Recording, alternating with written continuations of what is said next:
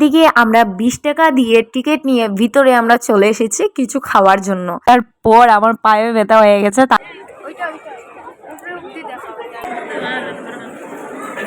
அது மட்டும் இல்லாமல் காணிக்கைகள் நீங்கள் হ্যালো বন্ধুরা, চলে এলাম আবারও নতুন একটা ব্লগ নিয়ে। আপনারা সবাই কেমন আছেন? আশা করছি অনেক ভালো আছেন।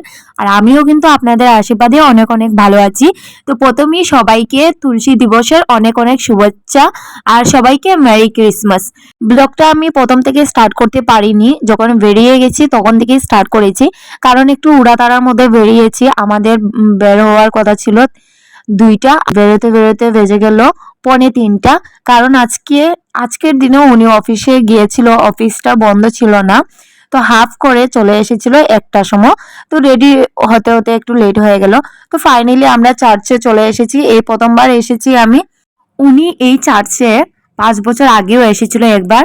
তো এখন আমরা চার্চের গেটের ভিতরে প্রবেশ করে নিয়েছি। আর চার্চটা কিন্তু অনেক উপরে, আমাদের সিঁড়ি দিয়ে হেঁটে হেঁটে অনেক উপরে যেতে হবে। তো চলেন আগে যাওয়া যাক।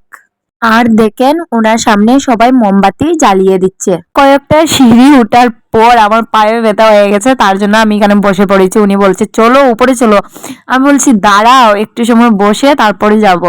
বসেছি বলে উনি ব্লগ করতে শুরু করে দিয়েছে আপনাদের দেখানোর জন্য।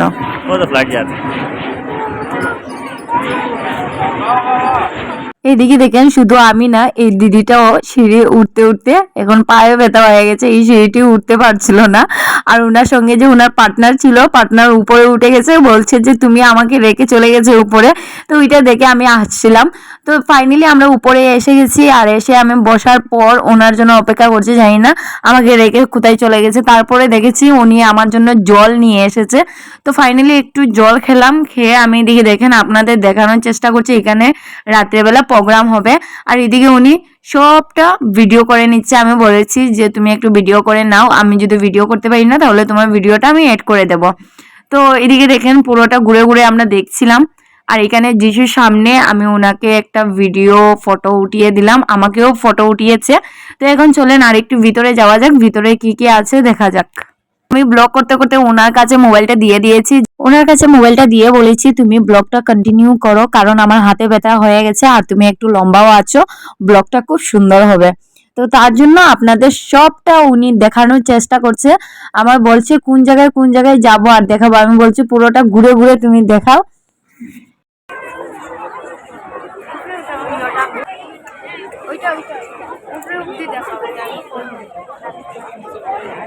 এদিকে ওনাকে বলছিলাম এটা পুরোটা দেখাও, কারণ এটা একটা টি বানিয়েছে লাইটিং দিয়ে, এটা দিনের বেলা বোঝা যাচ্ছে না, রাত্রেবেলা অনেক সুন্দর লাগবে দেখতে। রাত্রের ভিডিওগুলোও আছে ব্লগের লাস্টে, আপনারা দেখতে পারবেন। গেট মনে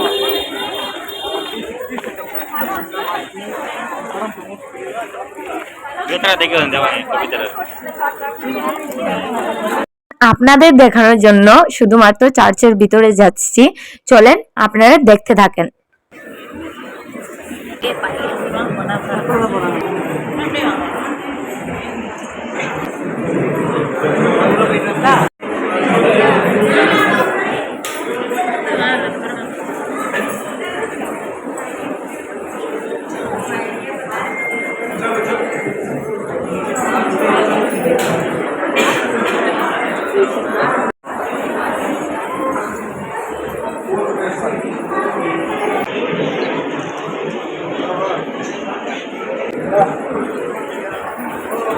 চার্চের ভিতরে আপনারা তো দেখলেনই কি কি আছে, তো আপনাদের কেমন লেগেছে আমাকে কমেন্ট করে বলবেন।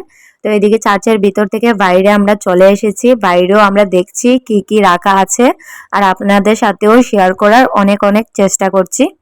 এদিকে অনেক মানুষ জমা ছিল, তো ওনাকে বললাম চলো গিয়ে দেখি এখানে কি।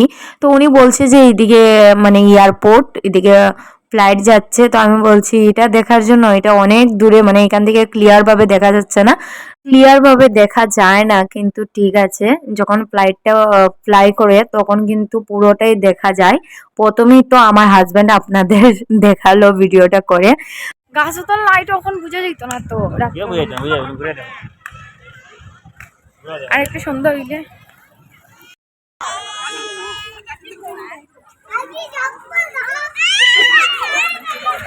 এই দেখেন কি সুন্দর মেলাও লাগিয়েছে। আর সাইডে দিকে হাতি, ঘোড়া, যিশুর মূর্তি সব কিছু আছে।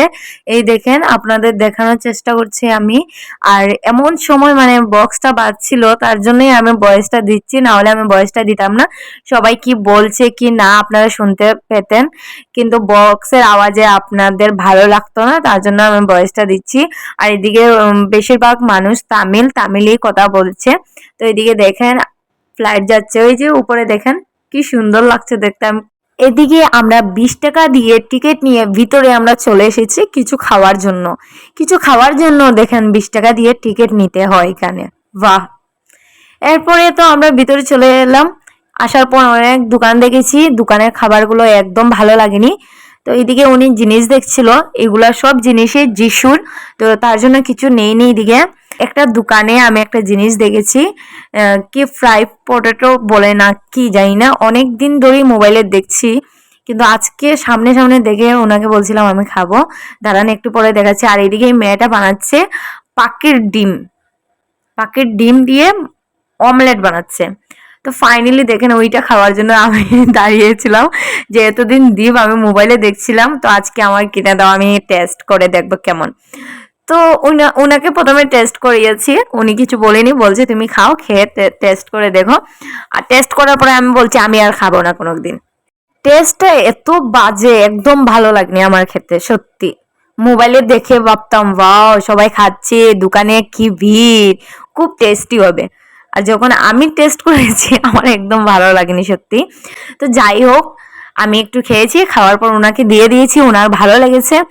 তো এটা 50 রুপিস দিয়ে নিয়েছিলাম। এই দেখেন রাত্রের দৃশ্য, কি সুন্দর লাগছে তাই না, সব দিকে লাইটিং লাইটিং, কিন্তু এই লাইটিংটা দিনের বেলা এত ভালো লাগে না দেখতে, কিন্তু রাত্রেবেলা দেখেন কত সুন্দর লাগছে। অনেক মানুষ জমা হয়ে গেছে, কারণ একটু পরেই প্রোগ্রামটা শুরু হয়ে যাবে। আর আমরা কিন্তু প্রোগ্রামটা দেখতে পারবো না, এর আগে বেরিয়ে যাব, কারণ অনেকটা রাত্র হয়ে যাচ্ছে, আর আমাদের রুমে যেতে যেতে কিন্তু অনেক রাত্র হয়ে যাবে, তার জন্য আমরা একটু পরেই বেরিয়ে যাব। நீங்கள் உங்கள் திருப்பலி கருத்துக்களை ஒப்புக் கொடுக்கலாம் என்பதை அன்போடு தெரிவித்துக் கொள்கின்றேன்.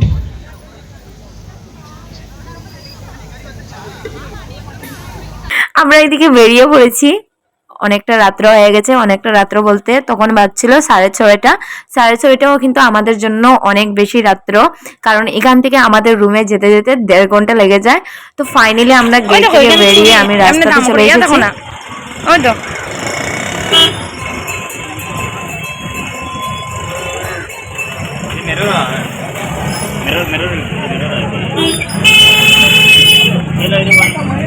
এদিকে ওনাকে বলছিলাম আমি চুড়ি নেব, তো চুড়ি যখন দাম করিয়েছে তখন বলছে 150 টাকা।